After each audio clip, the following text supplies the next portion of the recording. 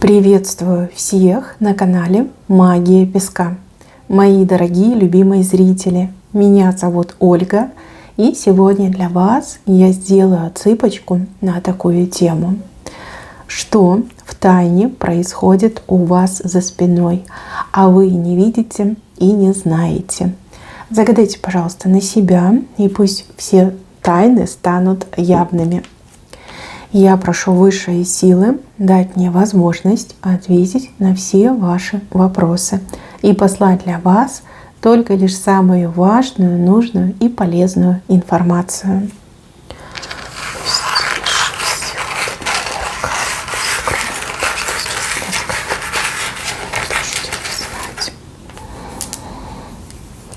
Ой, тут какой-то человек себе локти кусает. Буквально сейчас человек кусает локти из-за вас. Человек сделал неправильный выбор, либо какой-то опрометчивый поступок, и теперь очень сильно жалеет.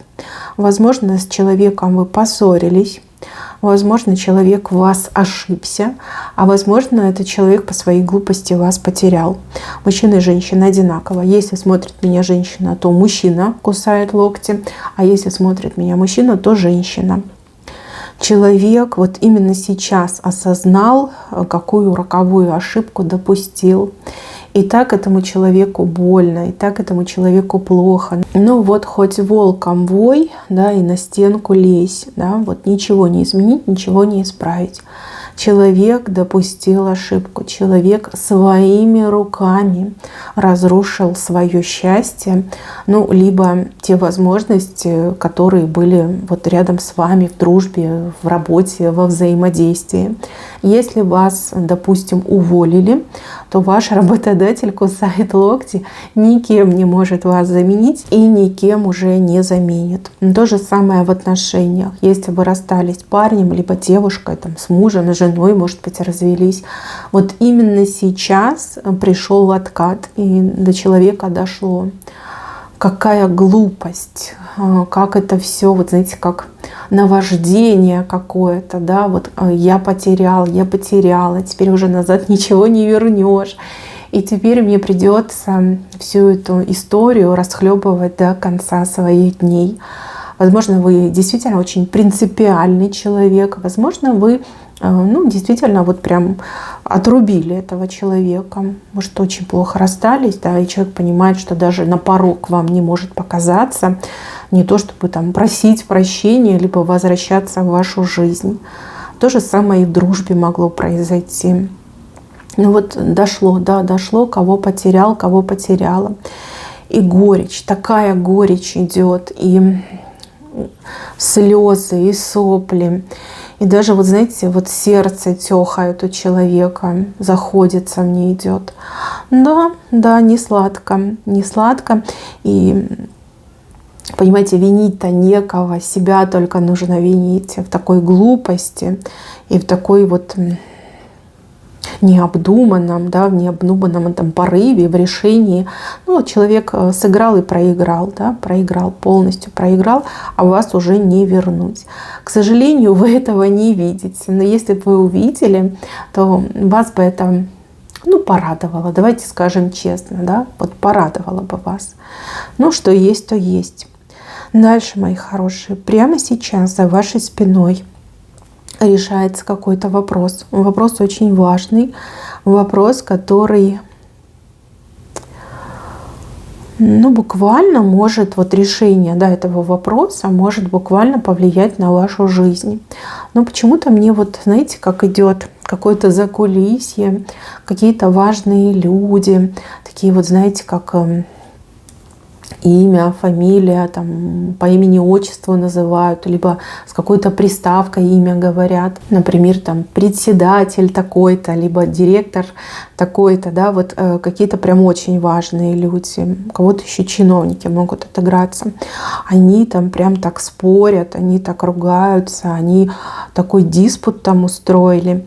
Но я вижу, что как мозговой штурм даже какой-то происходит.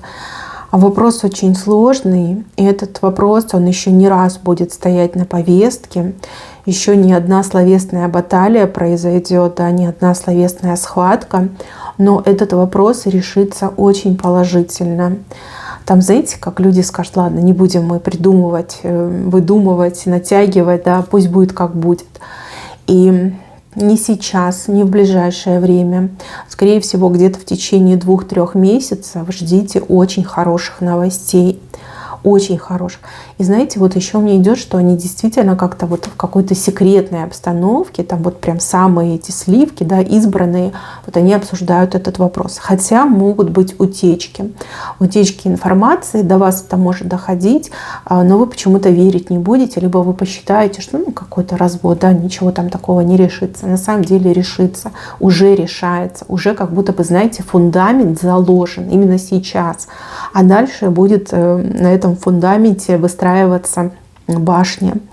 Да, вопрос решится и решится положительно. Сейчас идет обсуждение. И еще, мои хорошие, у кого-то вот родственники, такие вот нехорошие люди, хотят вас обмануть, хотят то ли денег ваших, то ли на какую-то вот ответственность, работу на вас спихнуть. Вот сидят они такие горемыки и думают, да, вот чтобы такого сказать, чтобы она поверила, либо чтобы он поверил, чтобы еще и сама вызвался и все деньги оплатил, либо всю работу грязную, черную на себя взял, вот, чтобы нам жить полегче было. 2 человека сидят, и очень похоже, что это мужчина и женщина. Но у вас явно какая-то связь, вот родство мне идет, да, вот как кровь, да, общая кровь. И еще, мои хорошие, все ли вы знаете о делах своей семьи, своих родственников? У кого-то, возможно, на что-то право образовалось, либо наследство какое-то вам должно перейти. А эти люди решили себе это все оставить, знаете, как прихватизировать, да, чтобы вам ничего не было. Считают, что вам и не надо, что вы вот либо недостойны, не заслужили, либо типа у вас и так всего там валом вали, и не надо тебе ничего, да, мы себе оставим. Мы хорошие, мы добрые, мы заслужили, да. Вот прям такие думы у них тяжелые, прям пытаются придумать, но пока не получается. Наверное, они, такого качества люди, да, что даже и обман не могут придумать. Но, возможно, и вы такой человек, да, вас не так-то легко обмануть. Возможно, у вас уже были стычки с этими людьми, и вы их насквозь видите, да. И вот и страшно, и хочется ручки погреть, и так, чтобы, знаете, ни кляты, ни мяты. Такие вот неприятные особы. Дальше. За вашей спиной ходят разговоры о том, что вы, какой-то силой обладаете. О том, что все, что вы говорите, оно сбывается. Знаете, как говорят, что вы либо накликаете, либо вы каркаете. Понятно, что хороший человек даже о таком не подумает, уж тем более не скажет. А плохие люди, они прям когтями цепляются за такие вещи. Где вы что предсказали, кому вы что открыли. Вы знаете, этот человек действительно разнес по всем околицам, округам о том, что вы действительно не ошиблись, вот прям в тютельку попали, да, вот дословно предсказали, рассказали, уведомили. И вот, да, плохие люди прям так разволновались и такие: что она видит будущее? Может, она ведьма какая-то, да? Нет, она не ведьма. Она просто прикликает беды, она каркает, у нее черный язык, да. В общем, такая вот канитель понеслась. Но с другой стороны, я вижу, что, да, это обидно, это неправильно, это неправда. Но с другой стороны, вам это выгодно. Выгодно чем? Тем, что люди, у кого рыльца в пушку, они будут избегать контактов и общения с вами. Мало ли вы им там беду прикличите, да, либо там накаркаете что-то. Вот такие вот, знаете, затурканные, совершенно необразованные и абсолютно невменяемые люди вот действительно будут как-то сторониться вас, не будут с вами пересекаться, наоборот, будут всячески избегать встреч с вами. Вот какой-то слушок прошел, да, слушок, что вот все знает, все видит, может накаркать. Язык, ну, типа, такой вот притягивает. И прям, знаете, такое обсуждение громкое идет, аж прям слюной брызгаются друг друга. А ты знаешь, ты представляешь, да, надо с собой эту святую воду носить. Ну, глупости, конечно, говорят. То есть, если до вас дойдут эти сплетни, вы не расстраивайтесь, знайте, что это вам на руку. Это ваш оберег от негативных людей, от тупых людей, от тех, кто, ну, прям совсем, знаете, с головой не дружит. Ну да, такое говорят. У кого-то, кстати, в семье такое про вас говорят. Скорее всего, вы кого-то предупредили, это все сбылось. Вот, а теперь человек ходит, типа, она накаркала, да, она на меня беду накликала. На самом деле вы ведь сказали очевидные вещи. Даже если у вас есть способность видеть будущее, вы же хотели предупредить, вы же хотели уберечь человека, да? Вы же не хотели ничего плохого. А то, что человек вас не послушался, так, ну, извините, кто ему доктор? Да, вот такие вот разговоры вижу за вашей спиной. Дальше. Показывают молодого мужчину, ну, прям, да, молодой мужчина, который про вас справки наводит, вами интересуется. Мужчина, который полон решимости войти в вашу жизнь. Даже если вы совершенно не ждете никаких мужчин, вообще этим не интересуетесь, и даже вплоть до того, что вы можете быть в законном браке, да? Но какой-то молодой да горячий прям влюбился в вас, влюбился, с какими-то мужчинами разговаривает, совета просит, консультируется, потом с какими-то женщинами говорил, расспрашивал про вас, про вашу жизнь, кто, что любите, что нравится, что не нравится. Вы знаете, тоже могут сплетни пойти. Хотя, как бы тут, ну, понятное дело, да, что человек конкретно уже, да, обозначает свою позицию в отношении вас. Знаете еще, что вижу? Я вижу, что этот мужчина, у него чувства к вам настоящие. Просто он молодой. И разница в возрасте может быть такая, знаете, и до 10 лет на самом-то деле.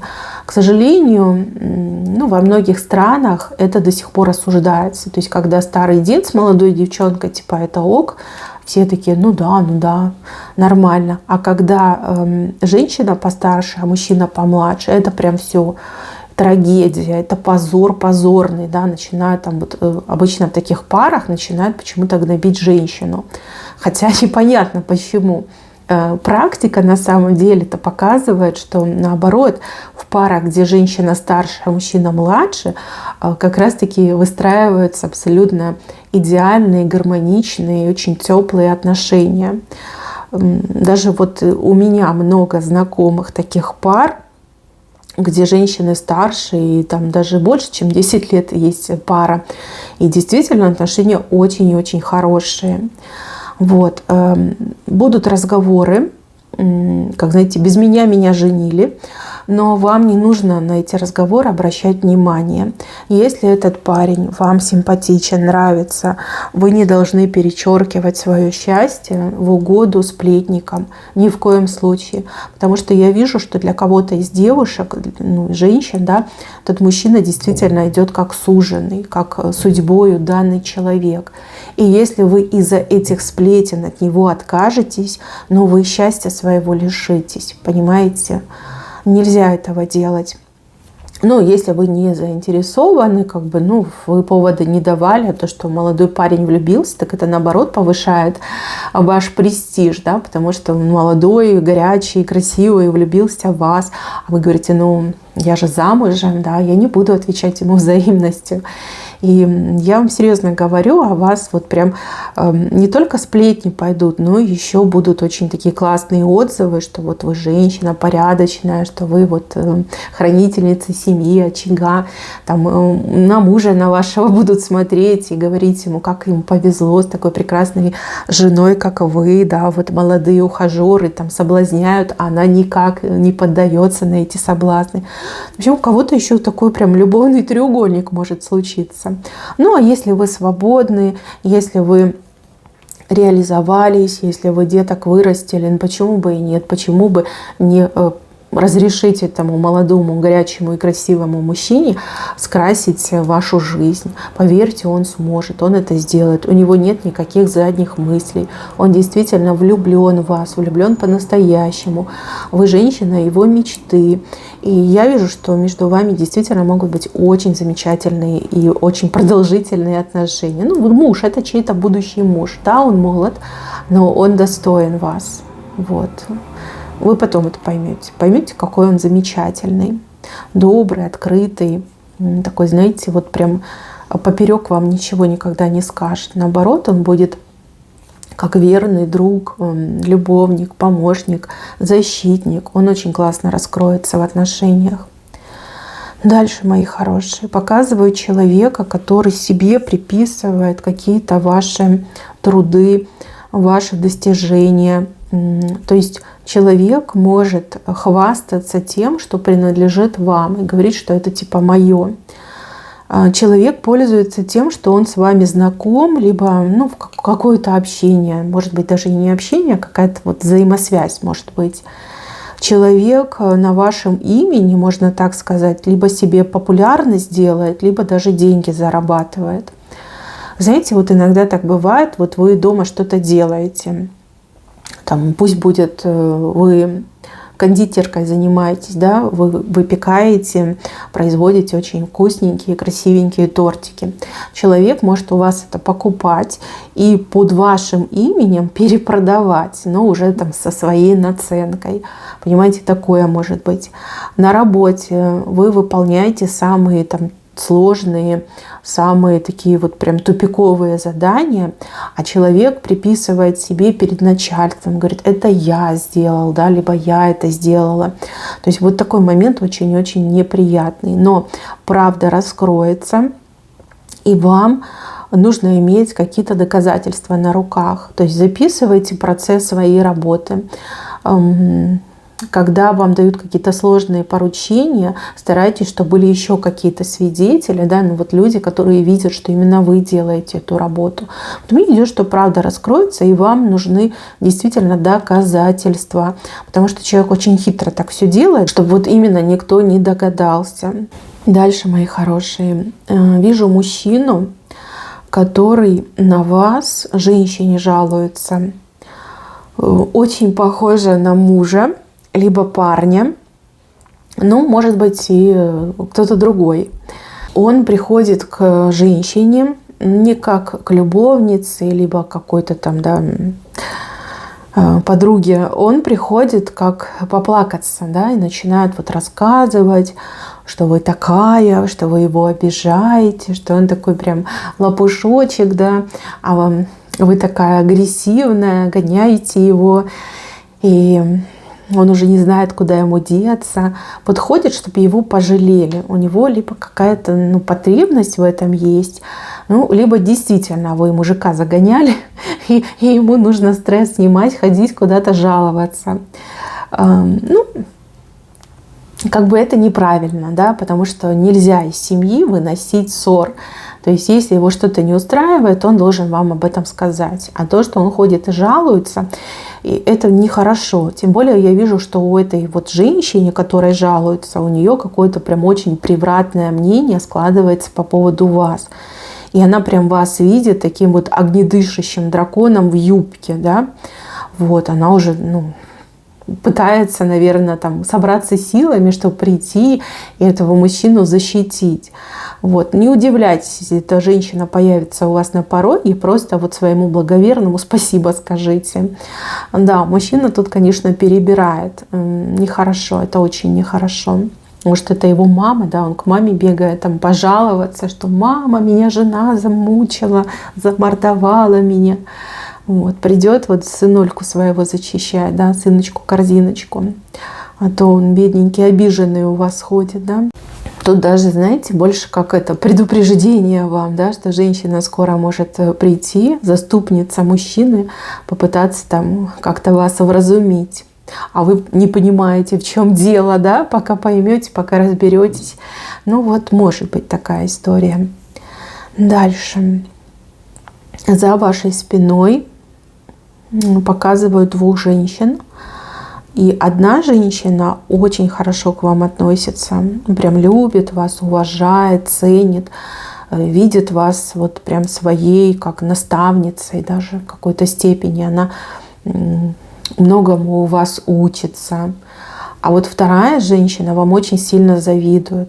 И вот эти женщины между собой из-за вас постоянно ссорятся, постоянно ругаются, потому что одна вас обсирает, извините за слово, а вторая пытается вас защитить. И они постоянно ругаются. И вот я вижу, что последняя их стычка чем-то очень плохим закончилась. И буквально вот в следующий раз вы их увидите и поймете, что они не общаются. Вы поймете, что они даже как-то избегают друг друга. Это все из-за этого происходит. Понятно, что никто вам правду не скажет, да? Одна не скажет, потому что она вас ненавидит и боится, а вторая не скажет, потому что она вас любит и уважает, не хочет вас огорчать. Но вот вижу, что они уже поссорились, а вы как бы не поймете, да, из-за чего. Из-за вас они поссорились. Из-за вас. И вот, вот с такими подругами, да, либо с такой одной подругой, как вот вас обсирает, да, и врагов не надо. Достаточно просто такой подруги. От нее чего угодно можно ждать. Она вам очень сильно завидует. И зависть толкает ее на страшные мысли, слова и действия. Это тоже вы должны знать. У нее прям, знаете, как на лице написано, вот вы чем-то делитесь хорошим, позитивным, что-то рассказываете, а у нее прям, знаете, как будто бы лайм проглотила, да, либо какую-то горькую микстуру приняла, прям такое вот лицо скукоженное, скривилось, скосилось. Вот по ней видно, да, что она завидует. Когда у вас что-то неприятное, она прям такая хи-хи-хи, ха-ха-ха, прям блаженство испытывает, да, вот как в небесах летает. Вы замечали, просто вы не придавали этому значения, но вот такой момент здесь показан. Так, еще есть человек, очень далеко от вас находится, и вы с этим человеком, общаетесь, я так понимаю, либо по телефону, либо в мессенджерах. И этот человек всегда какой-то такой легкий, на позитиве, шутит, как-то, знаете, как прожигатель жизни, да, и вы думаете, что он там балуется и непотребствами занимается. На самом деле, я вам открою тайну, там у мужчины, буквально ужасные условия, какая-то адская ситуация, и он чуть ли не плачет каждую ночь, как ему тяжело и трудно. Но вам он ничего не говорит, потому что не хочет, чтобы вы расстроились, не хочет, чтобы вы переживали, не хочет, чтобы вы плохо себя чувствовали. Скорее всего, этот мужчина знает о том, какая вы мнительная, впечатлительная, эмоциональная. И он такой: да, мне тяжело, но я надеваю каждый раз вот эту маску, клоуна, да, шоумена, и начинаю свой концерт, да, чтобы вы не узнали, чтобы вы не догадались, что ему тяжело и трудно. Правду вы узнаете, но узнаете, когда он вернется, когда он приедет, когда уже это все будет позади. Вот. Не надо думать о нем плохо, ничего запретного он не делает, и ему даже это в голову не приходит. Там очень и очень тяжело, очень тяжелые условия. Прям какой-то даже и риск мне идет. И какие-то люди невыносимые вокруг него. Он стоически это все терпит, не считает, прям буквально там вычеркивает из календаря и вам не говорит, да, чтобы вы не расстроились и не распереживались. За здоровье ваше, наверное, беспокоится, либо за нервную систему, в принципе, одно и то же. Хорошо к вам относится, вы в его сердце, и представьте, да, человек решил все скрывать и не говорить, чтобы вы не переживали. Так, еще какого-то холодного человека показывают. Очень холодный человек, сдержанный, скорее всего. И человек, который всегда со всеми держится на дистанции. Вы знаете, этот человек вас очень сильно уважает. Он вам об этом не говорит. Очень, кстати, похоже на мужчину. Но он вас уважает. Человек строгий. И он строгий со всеми. Вот прям, знаете, никто ему не угоден. Он как будто бы из старой какой-то школы, да, какой-то старой закалки. Он считает, что всех нужно держать в ежовых рукавицах. Но вас этот человек как-то по-особенному выделяет и вас уважает. А уважение этого человека, это прям, заслужить надо. Вы уже заслужили. И, возможно, вы не скоро об этом узнаете, но я вижу, что в какой-то момент этот человек раскроет карты. Так и скажет, что вот ты вот единственный, либо единственная, кому я, например, могу пожать руку, да, либо обнять как брата, либо сестру, как сына или дочь. И у кого-то еще из вас отыграется, что этот человек, когда соберется, допустим, на заслуженный покой, пенсия, да, либо в принципе устанет работать, вот он как будто бы вас на свое место поставит. По крайней мере, пригласит, да, нельзя же вас заставить. Так и скажет: я вот вижу, что ты моя достойная замена, да, займи мое место.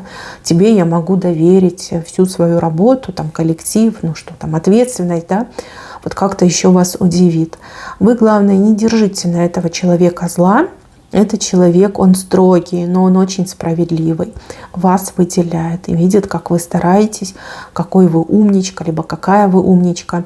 И прям себе отмечает. Вас очень ценит и уважает. Да. Мои хорошие, на этом у меня все. Берегите себя. Всем спасибо за внимание. Всем пока-пока.